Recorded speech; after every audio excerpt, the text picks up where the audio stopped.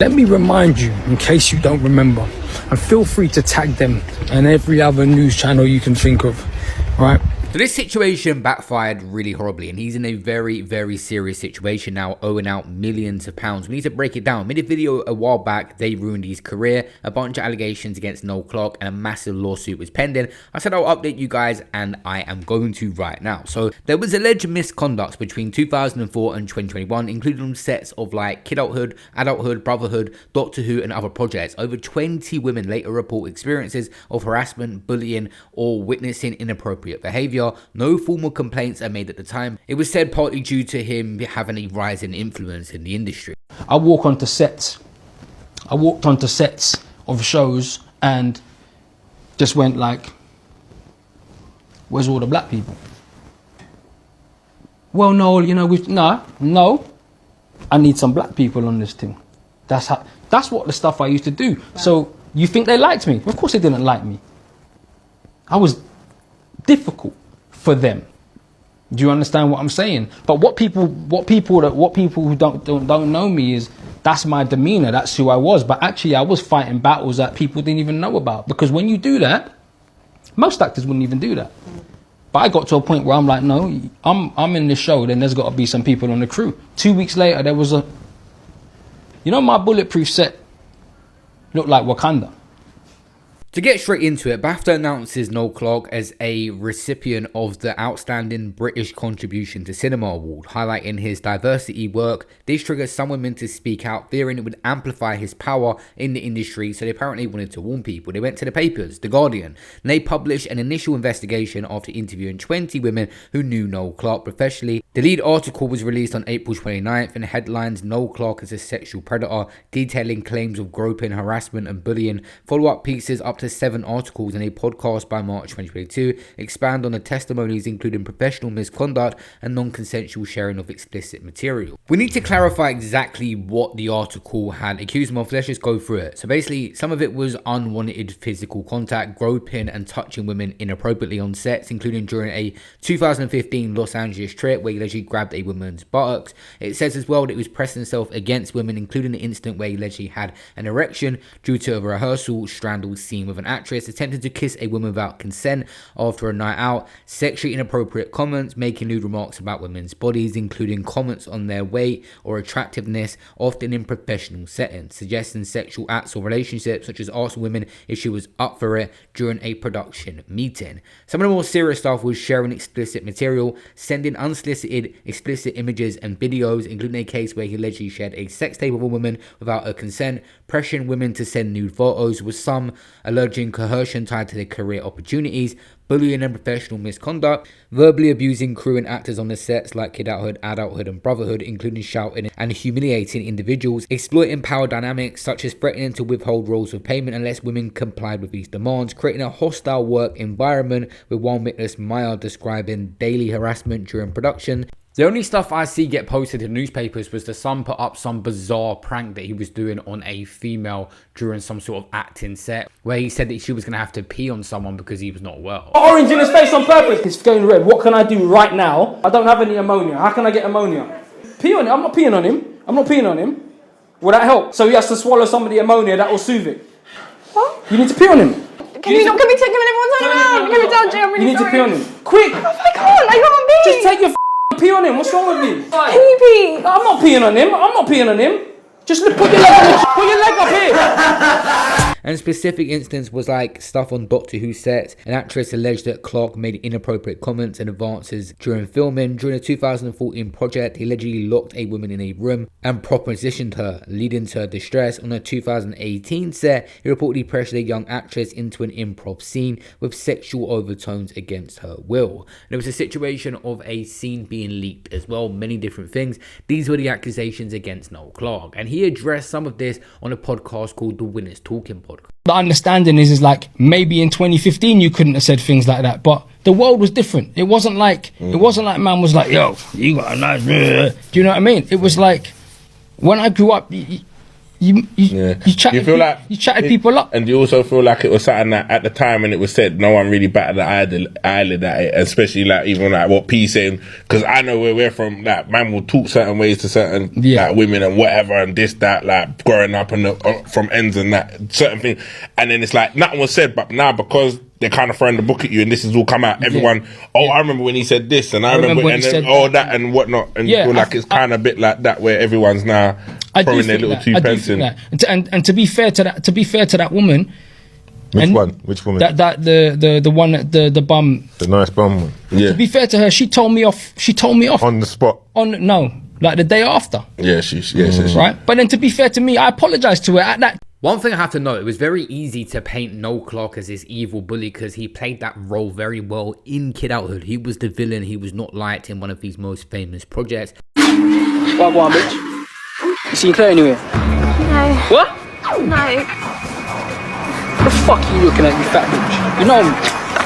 And he's played various roles and been very successful since. But let's get into more of this story, how this situation unfolded. He was not charged by the police. So although there was many women speaking out, there was no police investigation, and Guardian and everyone said that. I'm sexy, I'm gorgeous, I'm BAFTA's rising star. Actually, you're just a sex pest. I think the case is so interesting. It's so interesting. We'll talk about it in two ways, I guess, I'm imagining. We'll talk about it in terms of what it's like to be involved in one of these investigations, to run it, and then to have to go through something like this. And I'm talking always first about the victims in that, but also about the people who then have to defend it. So after the article come out, Clarke issues a statement denying any sexual misconduct or wrongdoing, apologising if anyone felt uncomfortable, and vowing to defend himself. He steps away from social media for around 13 months.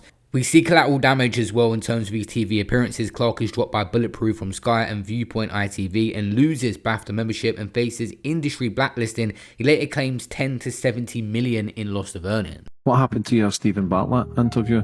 He pulled it down. Why? Ask him.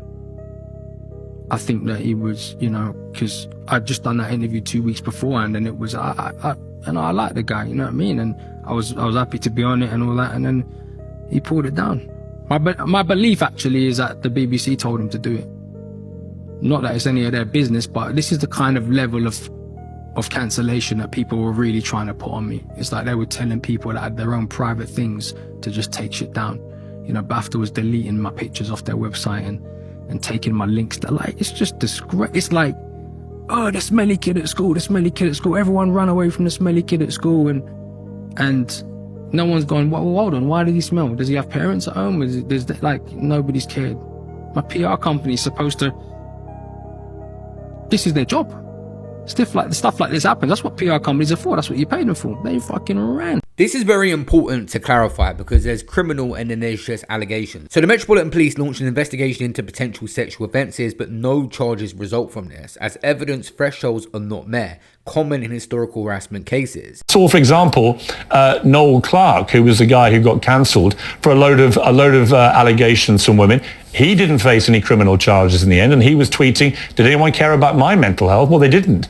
I remember there was absolutely total unforgiving slaughter for him, cancellation of his entire career.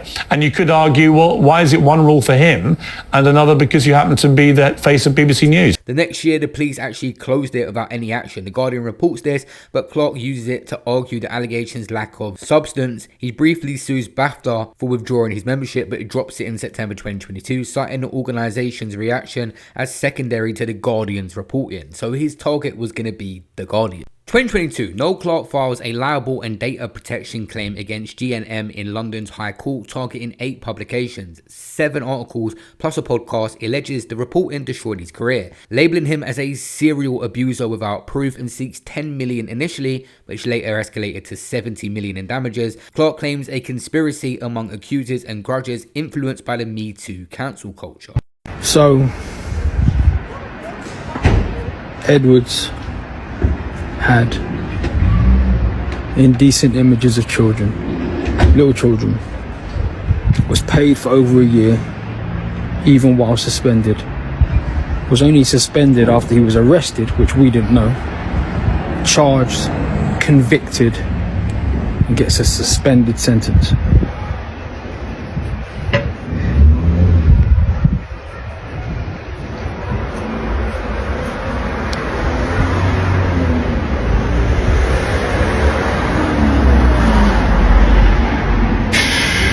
Let me remind you, in case you don't remember, and feel free to tag them and every other news channel you can think of, right? Just remember this. The BBC put out a public statement saying they wouldn't work with me on any projects going forward. But yet, they paid this man after he was arrested, even after suspension, for a full year, knowing what he was arrested and charged for. Now, why do you think that is? That was obviously an issue with the way the BBC staff was treated Hugh Edwards' situation, but he was taking on The Guardian and they was not going to stand down at all. It says the first hearing at court, Clark's counsel argues that the articles imply guilt, not just suspicion. But The Guardian defends its grounds on the truth and public interest, citing testimonies from 20 women. The judge rules the articles carried defamatory meaning, strong grounds to believe Clark is a serial sexual predator, but allows the case to proceed. The Guardian says in its defense it's going to call 30 witnesses, including journalists and accusers, and Clark accuses them of deleting evidence, but the court finds no breach or intent to pervert justice. There were 22 accusers here, and The Guardian had 26 witnesses. The inside word on these kind of cases is that you can maybe get them over the line if you have 4 or 5 incredible witnesses, or 2 or 3 like absolutely extraordinary witnesses who, you know, will go all the way for you. Here they had 26. A lot of Noel Clark's ones didn't turn up, which I think is quite significant because a lot of the witnesses for his defence. 5 or 6 of his didn't turn up, perhaps not wanting when it came down to it. That works both ways. It's very, very hard. And actually, when you're running investigations like this, because of the nature of our libel laws, you have to say to people when you're writing these stories, would you be willing to testify? You're not held to it. Of course, lots of women say yes. A lot of women think it's hard enough to even say anything about this to anybody. It's hard enough to talk to a journalist, even under the cover of anonymity. So the case starts in 2024, and the High Court hears anonymous accusers may testify publicly. Clark's team seeks to add 6 new defendants, but is deferred to avoid delay in the trial. December 31st, Noel Clark applies to strike out their defense, alleging journalists fabricated evidence and deleted documents.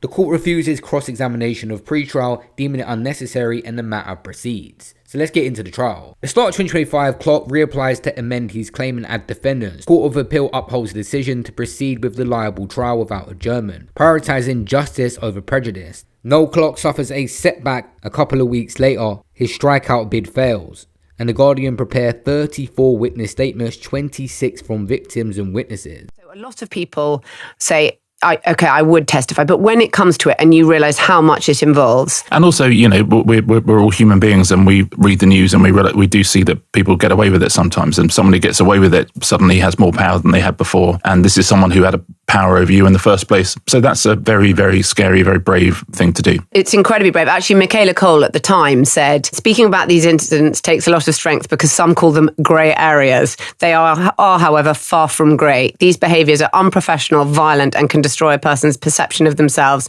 their places in the world, and their career irreparably. His genuine shock that this behaviour was seen as anything other than I'm just a Jack the Lad and I'm the producer. So, a 6-week trial properly began in March to April 2025, where Clark testifies for 3 days denying misconduct and claiming a modern lens misinterprets its past cheeky behaviour. He portrays himself as a victim of the media, trial by ordeal.